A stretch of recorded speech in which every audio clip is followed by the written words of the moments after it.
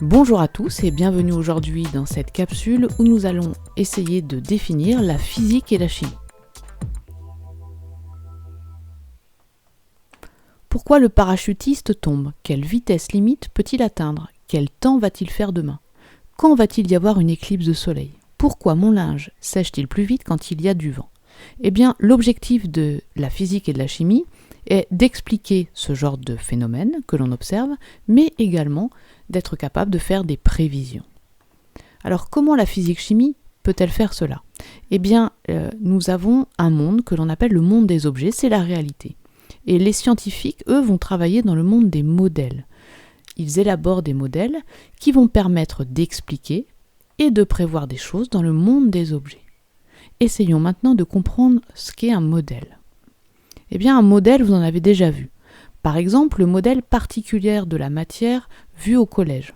On peut représenter par exemple l'eau comme des particules en agitation, faiblement agitées et fortement liées dans l'état solide, et fortement agitées et faiblement liées dans l'état gazeux. Et donc, plus il fait chaud et plus l'agitation va augmenter. Ce modèle nous permet d'expliquer pourquoi le linge sèche au soleil et au vent.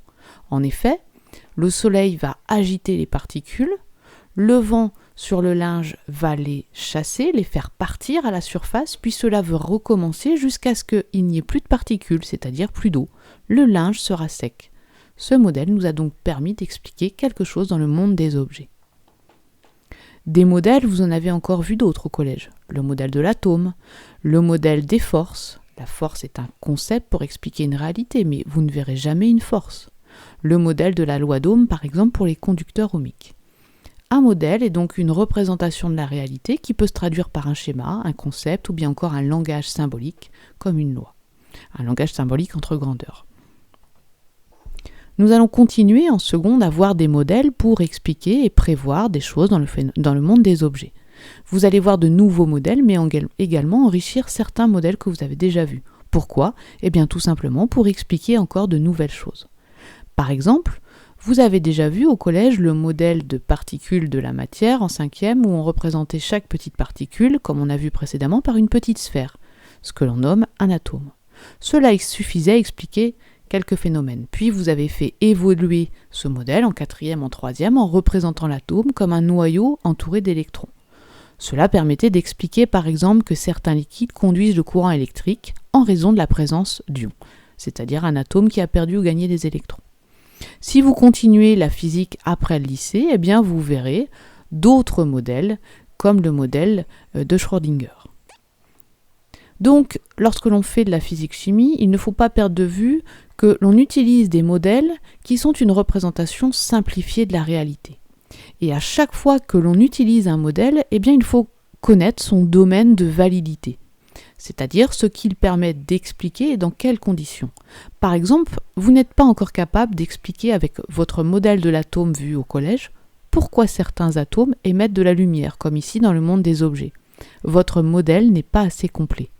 Il va s'enrichir au lycée pour expliquer ce phénomène.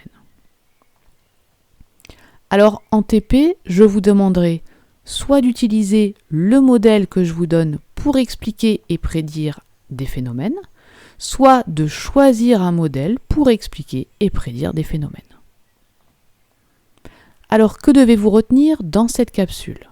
La physique-chimie ne décrit pas la réalité, mais la représente à l'aide de modèles. Un modèle, c'est un ensemble de concepts, de grandeurs physiques, de lois, de schémas, etc. Un modèle permet de prévoir et d'expliquer des phénomènes dans le monde des objets, mais attention, il possède un domaine de validité. Il faut en être conscient. Il faut parfois enrichir ou changer de modèle pour expliquer et prédire d'autres phénomènes. Voilà, j'espère que c'est un petit peu plus clair maintenant pour vous et je vous dis à bientôt pour une prochaine capsule.